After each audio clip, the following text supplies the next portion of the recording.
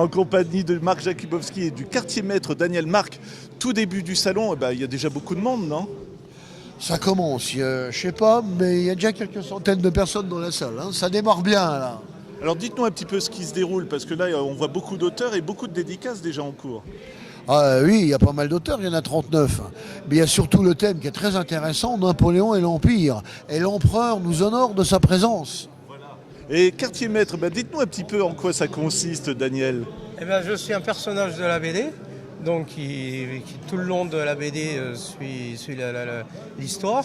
Et donc là, je suis en costume pour représenter le personnage. Voilà, on parle de Robur le Conquérant, si je ne me trompe pas. Conquérant. Quel plaisir c'est de se déguiser comme ça, c'est quand même sympa, non, de prolonger un peu la bande dessinée, on va dire. Oui, c'est intéressant, c'est quelque chose qui fait plaisir et puis c'est un peu plus important que quand c'est des personnages anonymes qu'on peut pas voir.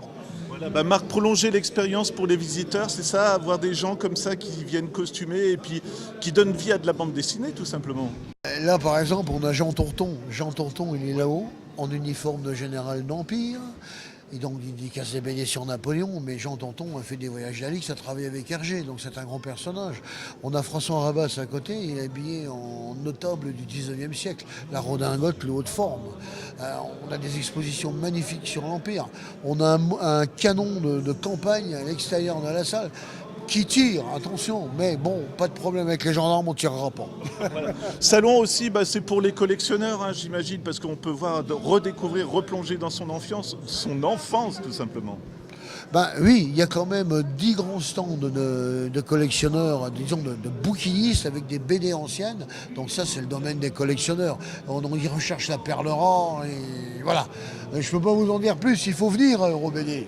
Patrick, parlez-nous un petit peu de votre passion pour l'ère napoléonienne, on va dire, tout simplement. Alors, moi j'ai commencé il y a une dizaine d'années. J'ai rencontré Jean-Claude, qui est le président de l'association Le Livre, l'Histoire et l'Aubusier.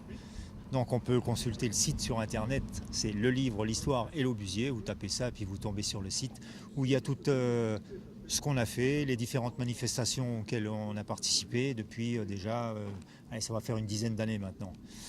Voilà, nous on se réunit, Jean-Claude et moi, tous les mercredis après-midi, samedi après-midi, et on continue à fabriquer divers objets de l'époque. Notamment, on a fait 2 pièces d'artillerie, on a fait une forge portative, on a fait une tente d'état-major. En ce moment, on est en train de faire une roulante 1812, une roulante d'officier. Il n'en existe plus qu'un exemplaire à Moscou, donc c'est du travail, tout est en cuivre, il faut marteler. Ça nous apprend des tas de choses parce qu'on est obligé de se débrouiller, on n'a plus le savoir-faire et on est obligé de travailler tout ça. C'est hyper passionnant, quoi. Ça fait passer le temps, c'est intéressant, on est obligé de se documenter. Et puis il y a toutes les manifestations auxquelles on participe tous les week-ends, non mais entre 15 et 20 week-ends dans l'année. À travers la France et l'Europe, puisqu'on a fait quasiment tous les bicentenaires des grandes batailles napoléoniennes.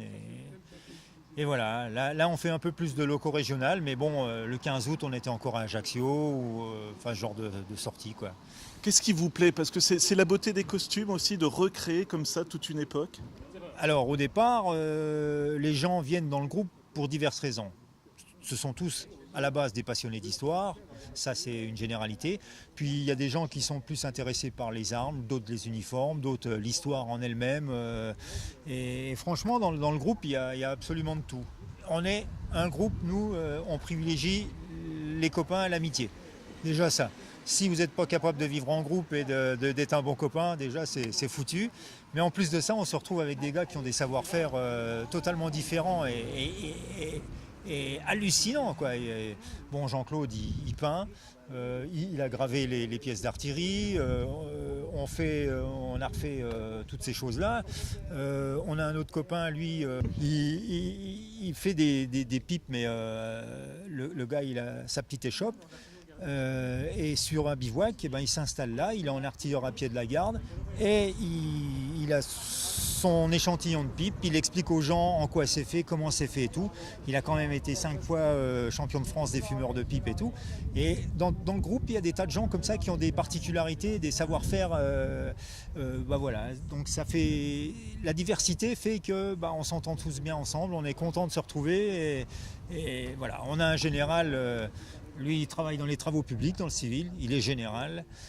C'est un gars, il est capable de vous raconter l'histoire de l'Empire du premier jour jusqu'au dernier jour. On va à Golfe-Juan, il y a 800 km, on monte dans la voiture, il n'y a pas de radio, hein. C'est lui qui cause, on arrive en bas, il n'a pas terminé. Hein. Et c'est comme ça tout le temps, c'est impressionnant. Voilà, Patrick, juste dernière question. Rappelez-nous votre site simplement pour aller le visiter parce que je pense que ça doit être génial à découvrir. Alors c'est le livre, l'histoire et l'obusier.